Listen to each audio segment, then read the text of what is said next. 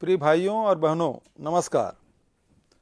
आज से ठीक एक माह पहले मैंने कोरोना वायरस संकट से निपटने के लिए इसी तरह आपको संबोधित करते हुए आप सबका सहयोग मांगा था।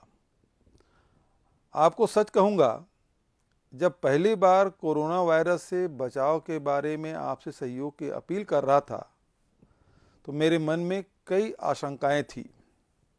इतने बड़े प्रदेश के करोड़ों लोगों से अपना व्यवसाय, जीवन पद्धति, आचरण आदि बदलने को कहना और उसका पालन कराना कोई आसान काम नहीं था। लेकिन आप सबने जो अनुशासन, संबल और संकट से निपटने की जिजीविषा दिखाई है वो विलक्षण है। आज छत्तीसगढ़ कोरोना वायरस महामारी के नियंत्रण में पूरे देश के समक्ष उदाहरण बना है। तो इसके मूल में आप लोगों का अपने परिवार, अपने राज्य के लोगों के प्रति त्याग और समर्पण का भाव है। मैं इन सबके लिए आपका दिल से धन्यवाद करता हूं। मैं हमेशा इस सहयोग के लिए आपका ऋणी रहूंगा।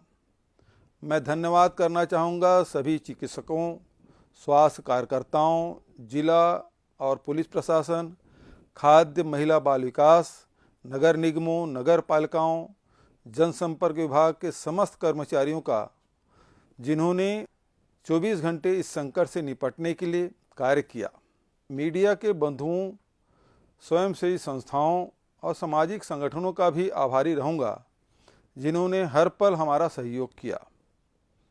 हमारे राज्य में अगर हम कोरोना संक्रमण को नियंत्रण में रख पाए हैं तो उसमें सबसे बड़ी भूमिका हमारे गांव की रही है। छत्तीसगढ़ गांव का प्रदेश है और हमारे ग्रामीणों ने स्वेच्छा से अपने गांव में जिस तरह फिजिकल डिस्टेंसिंग और साफ सफाई का पालन किया है वो अद्भुत था। मैं हाथ जोड़कर आभार व्यक्त करता हूं। आपको यह जानकर प्रसन्नता होगी कि आज छत्तीसगढ़ की प्रशंसा पूरे देश में हो रही है। रिजर्व बैंक ने हमारी तारीफ की है। कोरोना वायरस नियंत्रण में हम सभी राज्यों में सबसे आगे हैं। यह सब आपके कारण ही है।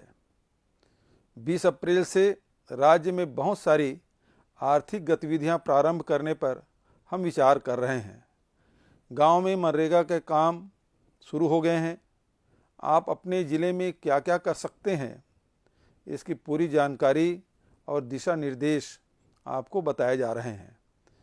इन दिशा निर्देशों का पालन करना सबके लिए ज़रूरी है। मेरा आपसे विनम्र आग्रह है कि आप रोज़मर्रा के कामों में पूरी सावधानी बरतें, अफवाहों से सावधान रहें। कोरोना को हमने अपने प्रदेश में नियंत्रित जरूर कर लिया है, लेकिन खतरा अभी टला नहीं है।